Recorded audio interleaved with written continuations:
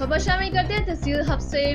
Report करें फैज मोहम्मद। कल 19 मई 2022 को मक्सी बरादरी की जानिब से हम में पाक फौज के हक में एक अजीमुल शान रैली मीर सफदर खान की क़यादत में निकाली गई, जिसमें बराबरी पार्टी तहसील हब के जनरल सेक्रेटरी शकूर अहमद मक्सी ने अपने ख्यालात का इजहार करते हुए कहा है कि वतन अजीज की सलामती, जाग्राफी, नजरियाती हदूद के तहफ़्फ़ुज़, जमहूरियत की बहाली तसलसल में पाक फौज का अहम किरदार है।